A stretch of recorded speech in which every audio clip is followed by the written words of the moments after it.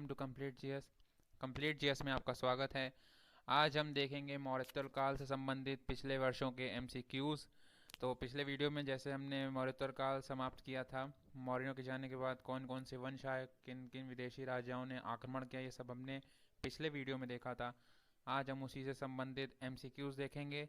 तो अपना ज़्यादा समय ना बर्बाद करते हुए अपना पहला एमसीक्यू देखते हैं। तो पहला क्वेश्चन है, मिलिंद पानो क्या है? तो ऑप्शंस हैं, ए बौद्ध स्थल, बी बुद्ध का नाम, सी कला का नाम, कला का बौद्ध नाम, या फिर डी बौद्ध पाठ। तो इसका ऑप्शन डी सही होगा, बौद्ध पाठ। तो ये मिलिंद पानो एक बौद्ध पाठ या ग्रंथ है जो इंडो ग्रीक शासक मिनेंडर ने बौद्ध भिक्षु नागसेन के संवाद के रूप में रचित है ये। तो अपना सेकंड क्वेश्चन देखते हैं। सेकंड क्वेश्चन है, चरक किसके राज चिकित्सक थे? आपके ऑप्शन हैं, ए हर्ष, बी चंद्रगुप्त मौर्य, सी अशोक, या डी कनिष्क। तो जैसा कि हमने पढ़ा था कि कनिष्क के दरबार में कुछ विद्वान थे, उनमें से एक चरक भी थे। तो इसका ऑप्शन डी सही होगा, चरक। तो चरक कनिष्क के राज चिकित्सक थे। इन्हें चिकित्सा का जनक भी कहा जाता है। इन्हें चिकित्सा की प्रत्येक विधा पर समान अधिकार था। इन्होंने चिकित्सा शास्त्रीय ग्रंथ चरक संहिता की रचना की है और इसे भारतीय चिकित्सा शास्त्र का विश्वकोश कहा जाता है। इस पुस्तक में भारी संख्या में पेड़ पौधों का वर्णन है जिनसे दवाई बनती है, और भारतीय आयुर्विज्ञान अध्ययन के लिए, बल्कि प्राचीन भारत के वनस्पति और रसायन शास्त्र का भी रसायन शास्त्र के अध्ययन के लिए भी ये बहुत उपयोगी है। तीसरा क्वेश्चन देखते हैं। तीसरा क्वेश्चन है, कुषाण काल में भारतीय और ग्रीक शैली के मिश्रण से विकसित कला विद्यालय को किस नाम से जाना जाता है? ऑप्शंस हैं, ए कुषाण कला, बी फारसी कला, सी गांधार कला, या डी मुगल कला। तो इसका ऑप्शन सी सही होगा, गांधार कला। क्योंकि कनिष्क के शासन काल में कला की दो स्वतंत्र शैलियों का विकास हुआ था, उनमें से एक ये गांधार कला भी थी। तो गांधार कला कुषाण कला में ही विकसित हुई थी, और जो गांधार कला की विषय वस्तु थी वो भारतीय थी, लेकिन कला शैली वो यूनानी और रोमन थी। इसलिए गांधार कला को ग्रीको रोमन, ग्रीको बुद्धिस्ट या हिंदू यूनानी कला भी कहा जाता है। सर्वप्रथम गांधार नामक स्थान पर इसके प्रकट होने के कारण इसे गांधार कला कहा जाता है।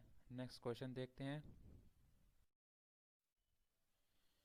क्वेश्चन 4 है, कौन सी कला ग्रीको बौद्ध कला के नाम से भी जानी जाती है? ऑप्शंस, ए गांधार कला, बी मथुरा कला, सी शुंग कला, या डी मधुबनी कला। जैसा कि पिछले क्वेश्चन में देखा था कि गांधार कला के और भी अन्य नाम हैं, जिनमें से एक है ग्रीको बौद्ध कला, इसलिए इसका ऑप्शन ए गांधार कला सही हो जाएगा। तो गांधार शैली भारतीय और यूनानी कला की सम्मिश्रण थी। इस कला शैली के प्रमुख संरक्षक शक और कुषाण थे, और स्पेशली कुषाण के काल में ही इस शैली का विकास हुआ।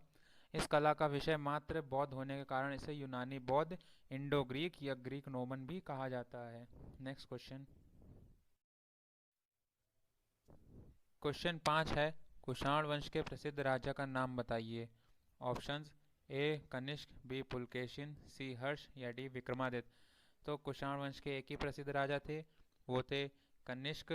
और कनिष्क ने अपने राज्यारोहण की तिथि 78 ईस्वी में शक संवत प्रचलित किया, और इसे भारत सरकार द्वारा भी प्रयोग में लाया जाता है।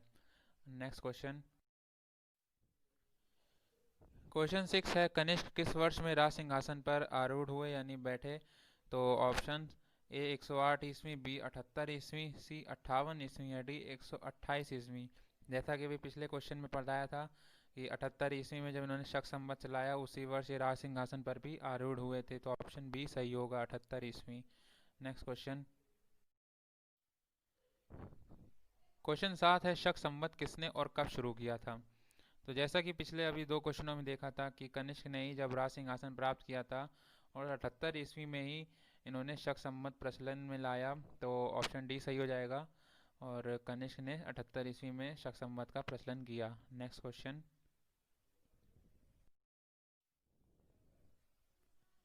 क्वेश्चन 8 है, बौद्ध धर्म का संरक्षण कुषाण शासक कौन था?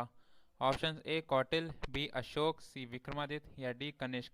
तो जैसा कि हमने देखा था कि कनिष्क के ही शासनकाल में चतुर्थ बौद्ध संधि हुई थी, और उसी के बाद से बौद्ध धर्म दो भागों में विभाजित हो गया। तो ये संरक्षक जो कुषाण शासक था वो था कनिष्क, और बौद्ध धर्म का संरक्षक कुषाण शासक कनिष्क था और इसी के शासनकाल में कश्मीर के कुंडलवन नामक स्थान पर चतुर्थ बौद्ध संगीति का आयोजन किया गया, जिसकी अध्यक्षता प्रसिद्ध बौद्ध विद्वान वसुमित्र ने की थी और उपाध्यक्ष जो है वो अश्वघोष जी थे। और इसी के बाद से ही बौद्ध धर्म दो संप्रदायों में टूट गया, हीनयान और महायान। जो कनिष्क थे वो महायान के मानने वाले थे, यानी कि जो बुद्ध को मूर्ति पूजा के रूप में पूजते थे। नेक्स्ट क्वेश्चन, क्वेश्चन 9 है, कला की गांधार शैली किसके शासनकाल में पनपी थी? तो option A Harsh, B Ashok, C Kanishka या डी चंद्रगुप्त मौर्य। तो जैसा कि बताया था कि दो स्वतंत्र शैलियों का विकास हुआ था कनिष्क के शासनकाल में, जिसमें से एक मथुरा शैली थी और दूसरी थी गांधार शैली। तो इसका ऑप्शन सी सही हो जाएगा, कनिष्क।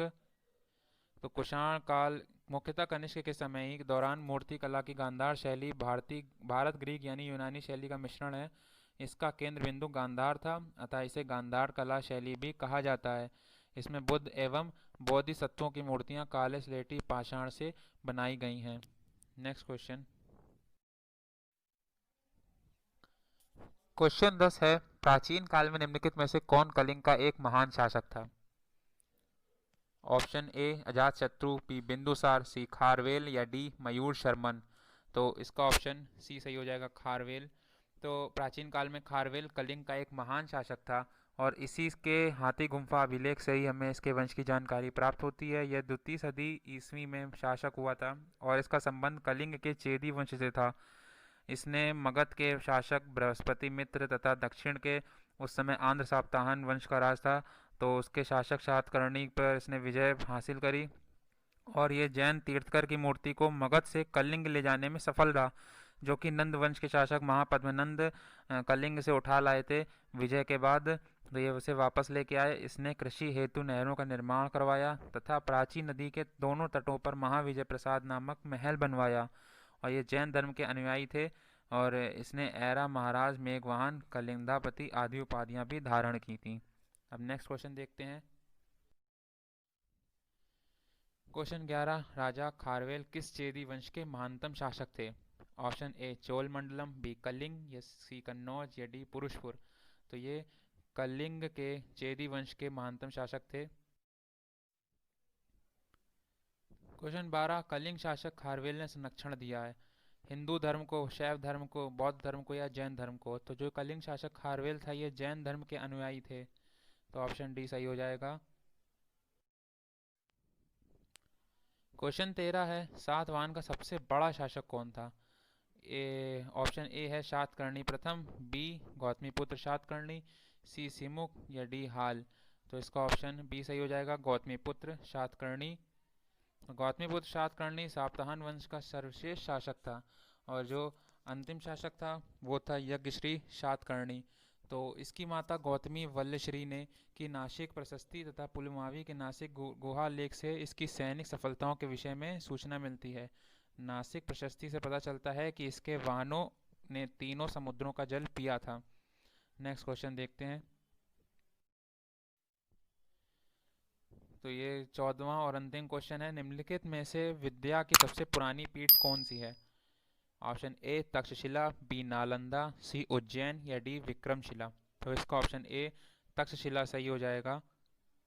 तो तक्षशिला विद्या की सबसे पुरानी पीठ है और यह मौर्य युग के पूर्व ही स्थापित थी और नालंदा और उज्जैन गुप्तकालीन, जबकि विक्रमशिला पाल युगीन विद्या केंद्र थे।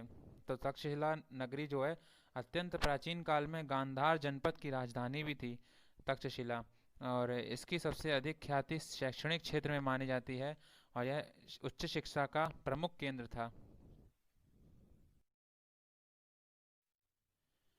तो दोस्तों आज के वीडियो में इतना ही था। यदि आपको वीडियो अच्छा लगा हो तो इसे लाइक करें और शेयर करें अपने दोस्तों के साथ और हमारे चैनल को सब्सक्राइब करें।